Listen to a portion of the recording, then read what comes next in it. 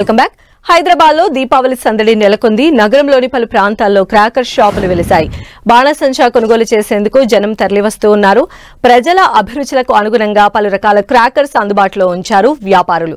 మరింత సమాచారం మా ప్రతినిధి రాముడు అందిస్తారు.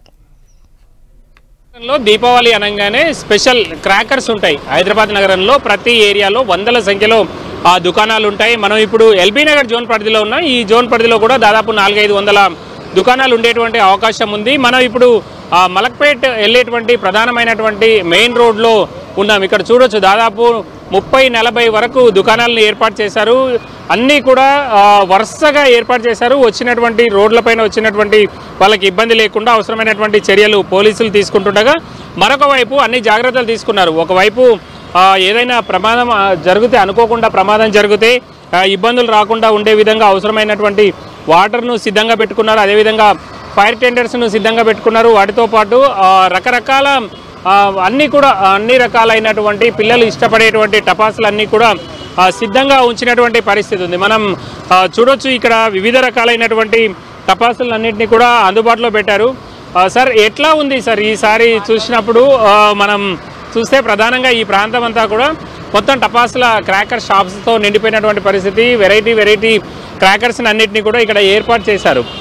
ముఖ్యంగా చూస్తే వివిధ రూపాల్లో ఉండేటువంటి మనం చూడొచ్చు లక్ష్మీ బాంబులు ఒకవైపు, గణపతికి సంబంధించినటువంటి విఘ్నేష్కి సంబంధించినటువంటి క్రాకర్స్ ఒకవైపు, వివిధ రకాలైనటువంటి క్రాకర్స్ ఉన్నాయి. ఇవన్నీ కూడా పిల్లలు చాలా ఇష్టపడేటువంటి క్రాకర్స్. పెద్ద సౌండ్ వచ్చేటువంటి సుతిల్ బాంబ్స్ కానీ, అదేవిధంగా వివిధ రకాలైనటువంటి కలర్ఫుల్గా ఉండేటువంటి బాంబ్స్ కానీ ఇవన్నీ కూడా అందుబాటులో ఉన్నాయి.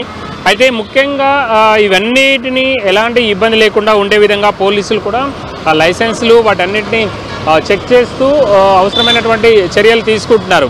అయితే మధ్యాహ్నం తర్వాత కొంత డిమాండ్ పెరిగేటువంటి అవకాశం ఉంది. మొత్తం అన్ని షాప్స్ కూడా సిద్ధంగా ఉండేటువంటి పరిస్థితిని మనం చూడొచ్చు. పోలీస్ డిపార్ట్మెంట్కి సంబంధించినటువంటి సిబ్బంది కూడా వాటన్నింటినీ తనిఖీ చేస్తూ వాళ్ళ లైసెన్స్ కానీ, అదేవిధంగా ఇక్కడ ఫైర్ ఇబ్బంది రాకుండా అవసరమైనటువంటి చర్యలు తీసుకున్నారా లేదా అనేటువంటి అన్ని అంశాలపైన స్పెషల్ ఫోకస్ చేసి వీటన్నింటినీ ఏర్పాట్లు చేయడం జరిగింది. ప్రధానంగా గ్రేటర్ పరిధిలో దాదాపు 2000 నుంచి 2500 వరకు ఈ విధమైనటువంటి షాప్స్ ఉండొచ్చు అనేది అంచనా వేస్తున్నారు. ఇక ఇవి రిటైల్ షాప్స్ అయితే హోల్సేల్ షాప్స్ కూడా పెద్ద సంఖ్యలో హైదరాబాద్ నగరంలో ఉన్నాయి. కేజీ సేల్స్ రూపంలో అమ్మేటువంటి క్రాకర్స్ కానీ, అదేవిధంగా నార్మల్గా ఈ విధంగా రీటైల్గా అమ్మేటువంటి షాప్స్ కానీ వందల సంఖ్యలో ఉన్నాయి.